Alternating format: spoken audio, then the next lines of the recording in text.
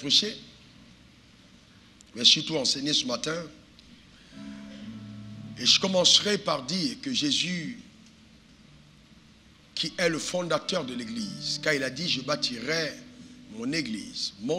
L'Église appartient à Jésus-Christ. Et Jésus-Christ n'est pas satisfait de l'état de l'Église actuellement. Je vous le dis avec certitude. Il n'est pas satisfait de l'état de son Église. Il a bâti son Église comme il a voulu et il veut son Église comme il a bâti. Il y a tellement de travers, tellement de dérives, tellement de sorties de route en ce qui concerne l'Église qu'il est urgent qu'une voix prophétique se fasse entendre avec répétition sur ce point, afin que ceux qui peuvent être sauvés de la dérive le soient. D'accord? C'est très important. Vous voyez, aujourd'hui, quand vous regardez l'Église, l'Église poursuit des intérêts qui ne sont pas les intérêts que Jésus a poursuivis sur terre. Et ça, c'est très dangereux. Oublions ce qui est essentiel, c'est-à-dire le salut des âmes, le salut des hommes. La Bible dit que Jésus est venu chercher et sauver ceux qui étaient perdus.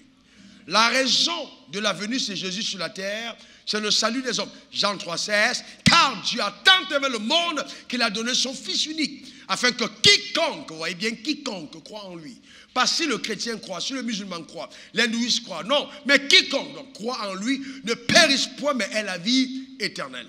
Et vous voyez, c'est clair, je l'ai dit, je le redis, le salut est disponible pour tout homme sur terre.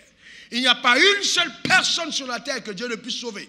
Vous voyez, mais aujourd'hui, c'est nous, dans notre compréhension de l'évangile, dans les clivages et les jeux religieux, nous avons instauré des cloisons, des barrières, vous voyez, pour empêcher le salut d'atteindre d'autres personnes.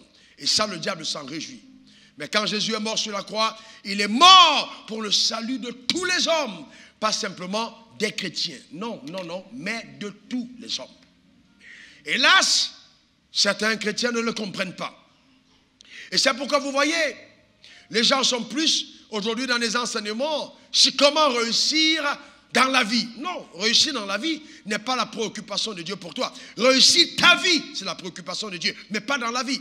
Parce que les critères sociétaux, les critères de société ne sont pas les mêmes que ceux de l'Église. Non, je peux réussir dans la vie, mais échouer ma vie. Parce que la réussite dans la vie aujourd'hui, c'est quoi? Avoir de l'argent, avoir un poste, avoir une nomination, avoir ici, etc. C'est réussir dans la vie. Mais réussir sa vie, c'est autre chose. Réussir sa vie, c'est atteindre avec sa vie les objectifs pour lesquels elle a été créée.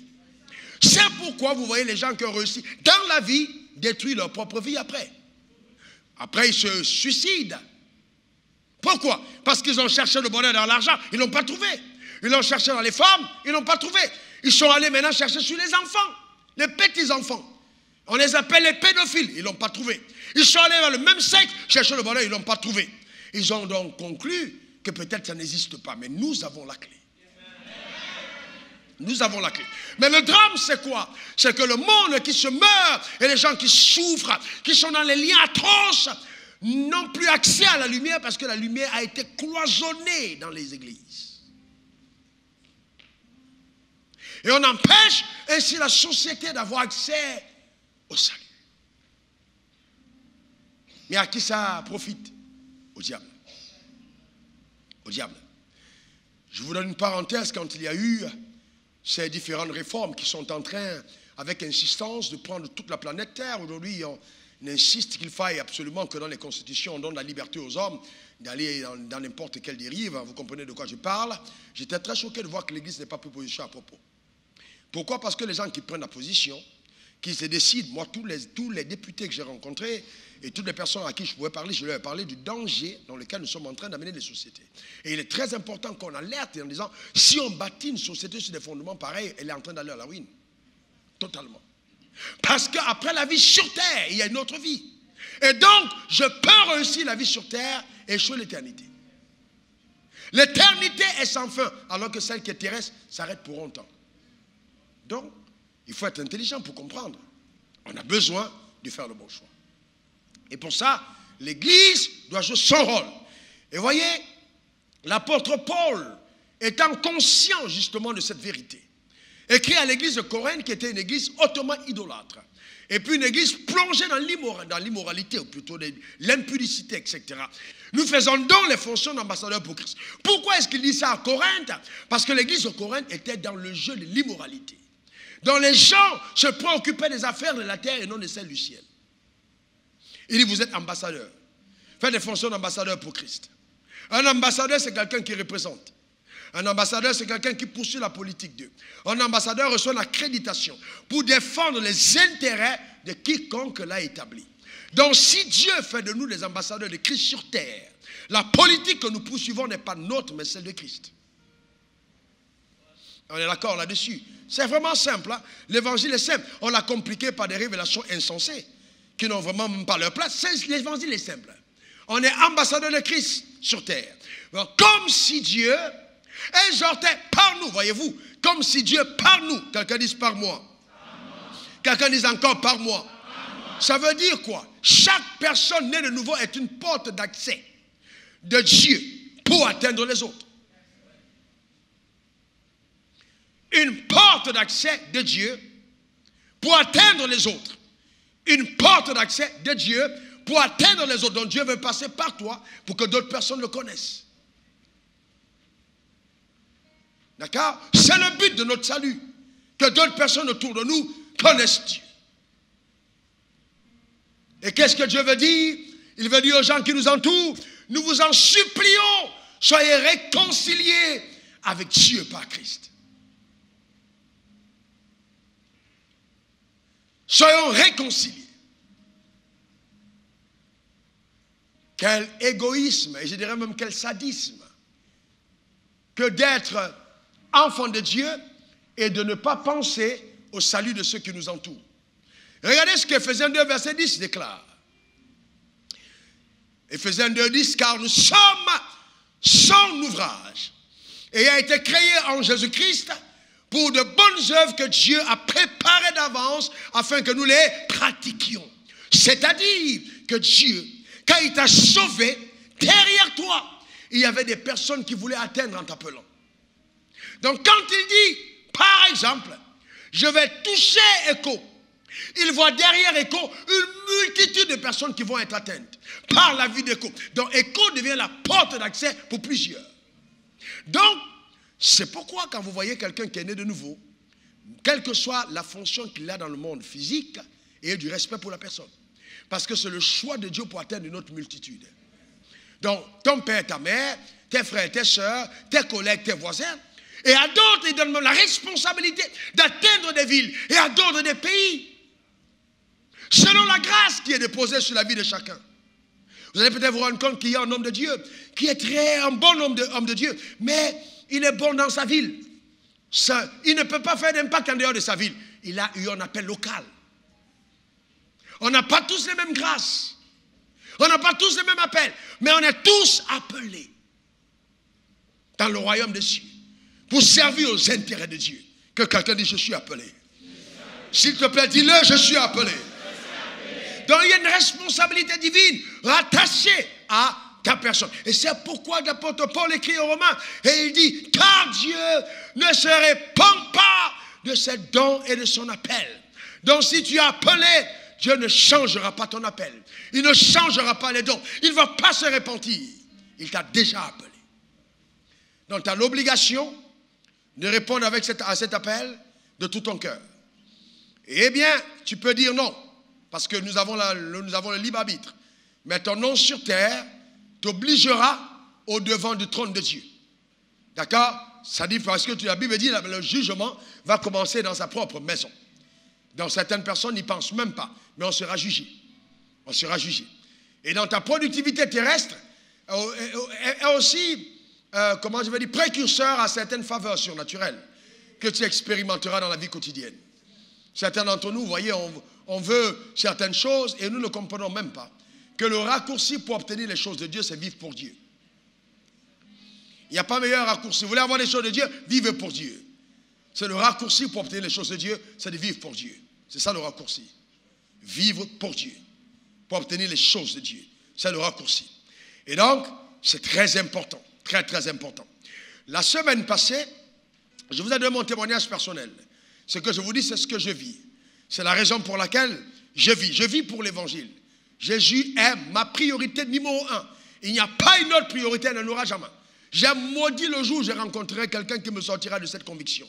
Ça n'existe pas. Personne ne peut m'éloigner de cette passion.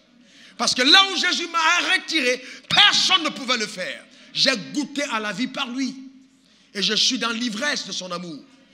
À cause de sa bonté. Sérieusement.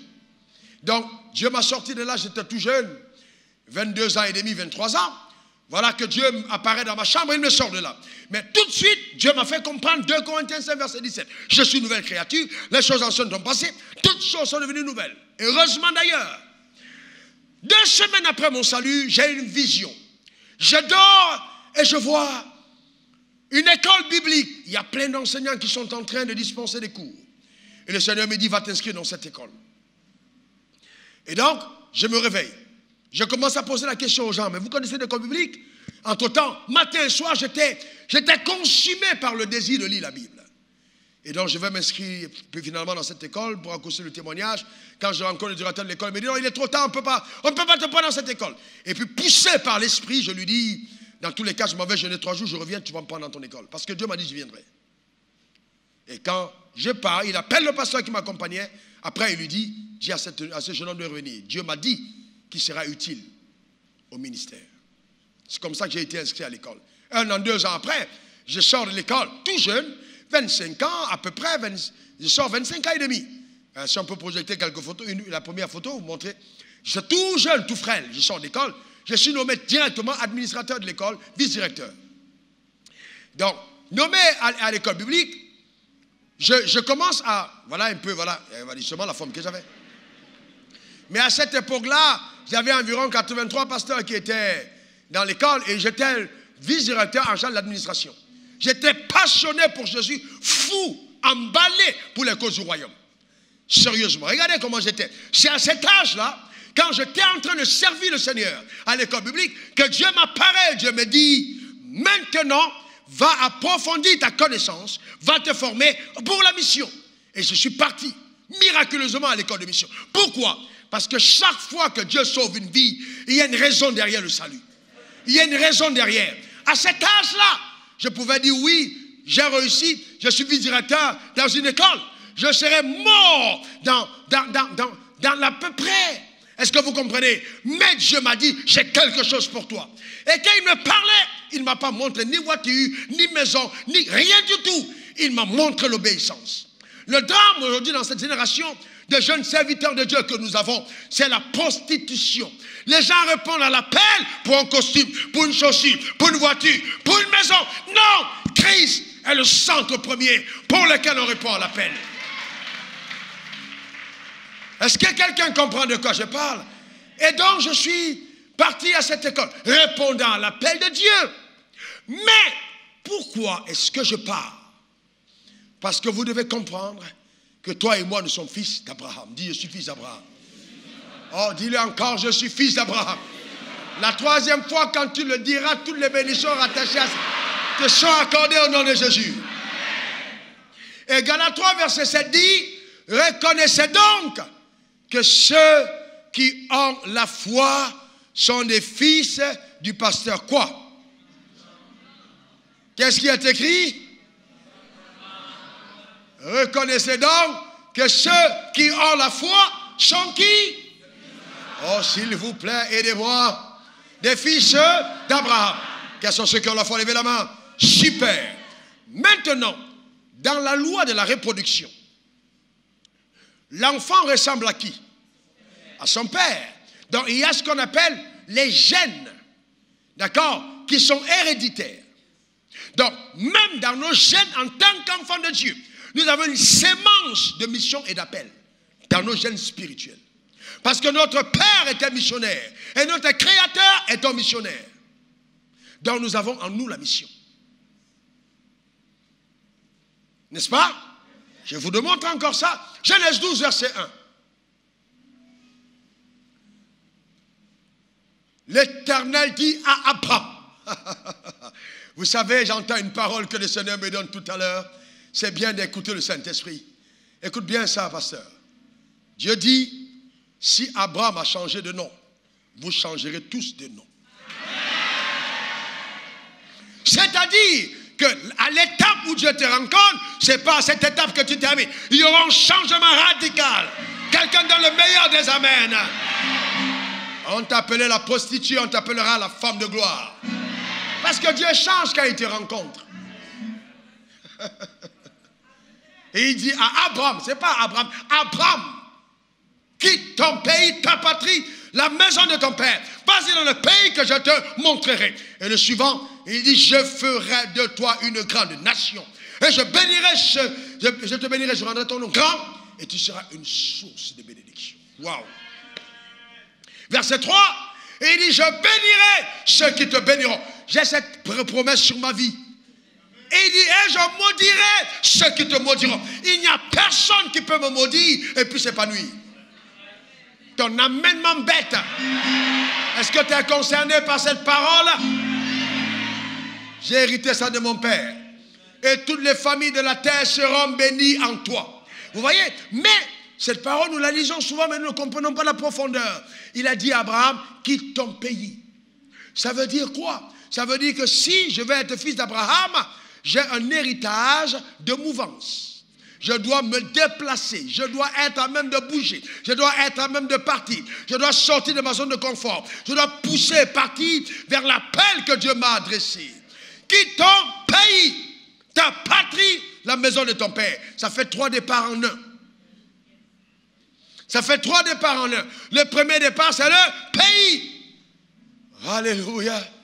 Est-ce que vous savez que vous pouvez être idolâtre à cause de votre identité?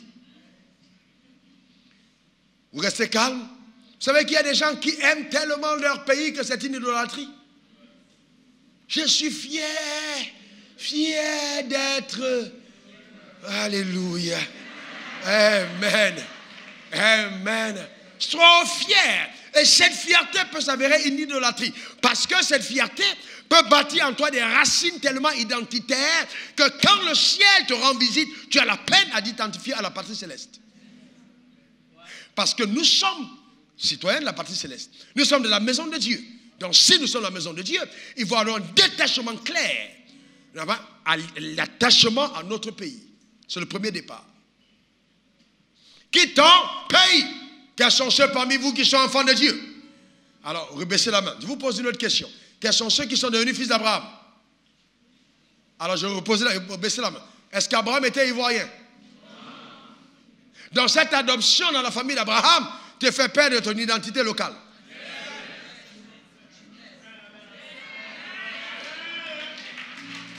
Elle te fait perdre ton identité locale. Ou du moins, t'accordes la double nationalité.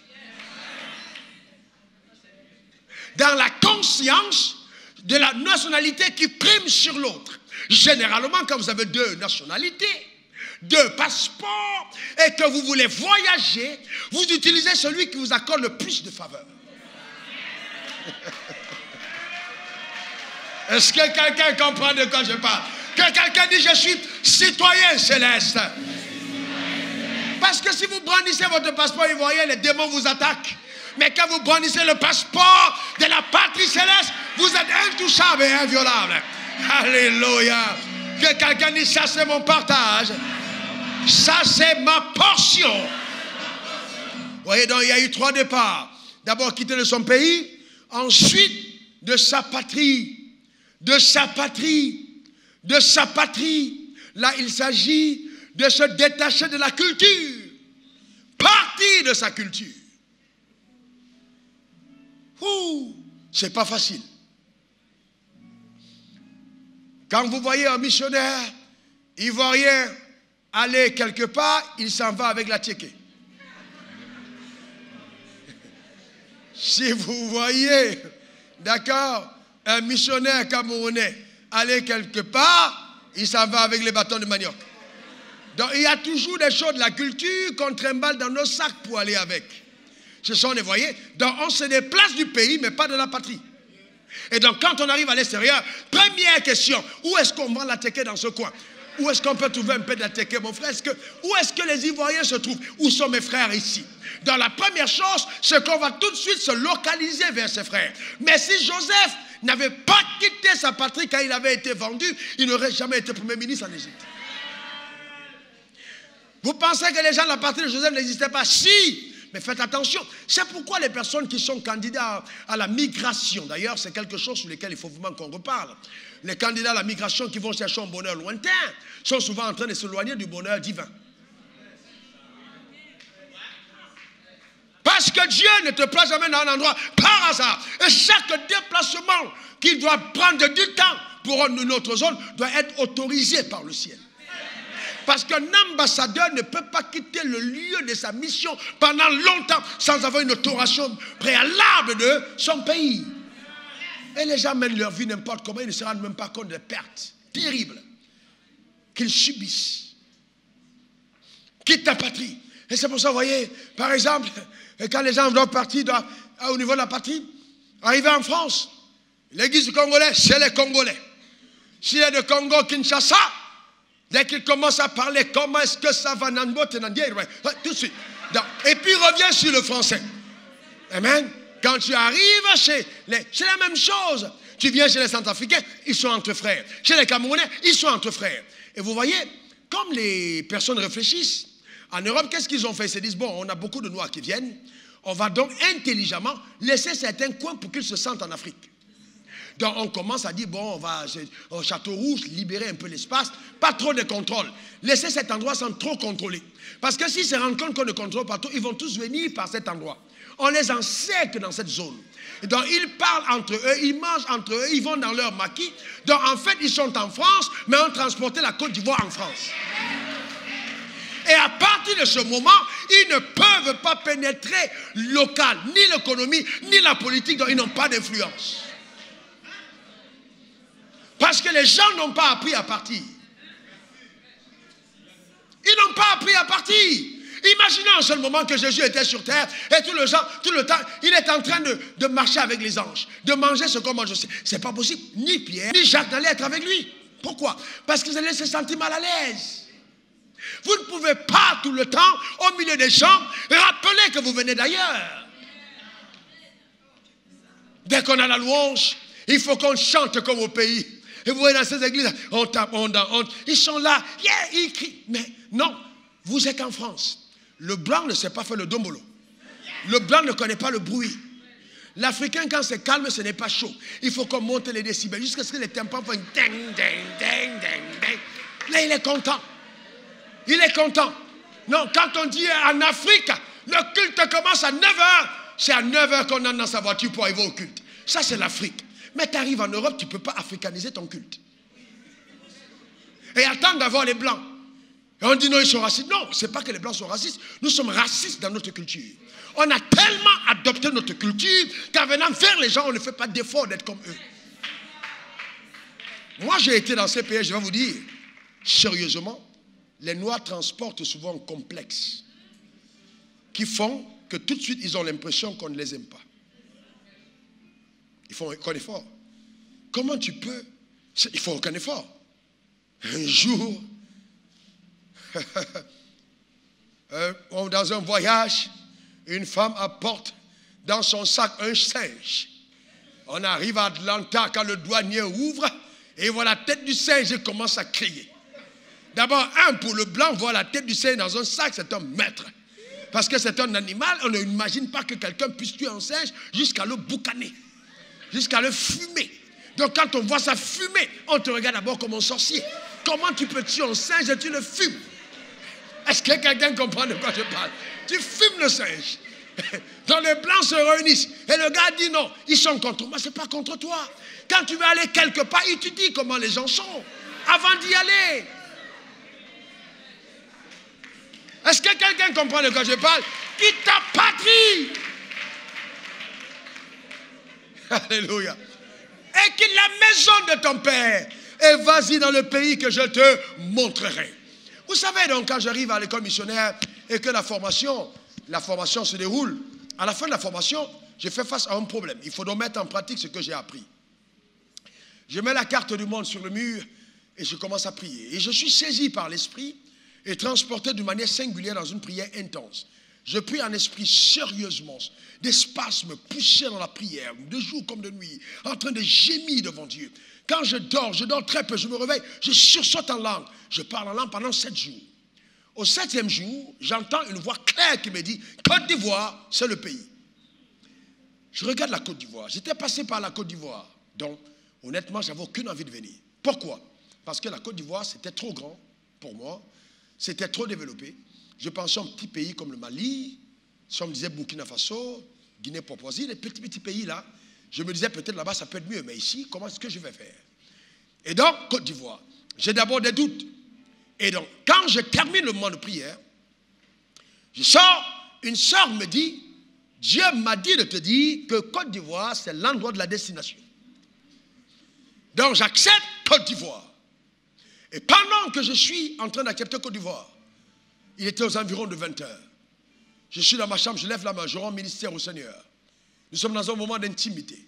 Alors j'entends le Seigneur qui me dit, tu ne partiras nulle part si tu n'as pas quitté ta famille. Mais je n'étais pas avec ma famille. Il me dit, quitte ta famille. Je suis moi, Bamileke de corps, Bamileke de naissance.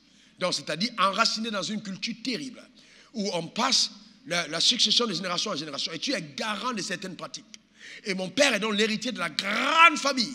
Et là, je sais que mon père a des visées sur moi en tant que successeur. D'ailleurs, il a pleuré sur ma vie parce qu'il voyait le successeur en train de se comporter, d'être vautré dans le désordre et une vie détruite. Dieu me dit, tu dois partir de ta famille. Alors, qu'est-ce qui se passe? Au moment de dire partir de la famille, il m'a dit, organise maintenant les funérailles de ta famille. Je veux ta famille sur l'autel. Je reste calme un moment. Et il commence à me montrer. Il y a un cordon ombilical qui te spirituel qui te réunit avec les membres de ta famille. Si tu n'es pas coupé, tu ne peux pas être efficace en mission. Donne-moi ta famille sur l'autel. Et là, je fais un vœu à Dieu. Je dis, Père, si je te donne ma famille sur l'autel, alors je demande qu'en retour, aucun membre de ma famille ne meure sans te connaître. Le Seigneur accepte le deal. Et je sens une douleur profonde dans mon cœur. Je tombe et je pleure sérieusement. Alors sérieusement, je sens une douleur, je suis secoué, je pleure. Et plus je pleure, plus je sens une paix qui s'installe. Et à la fin, je me rends compte que Dieu a accepté le sacrifice. Et depuis ce jour, quelque chose s'est passé dans le surnaturel.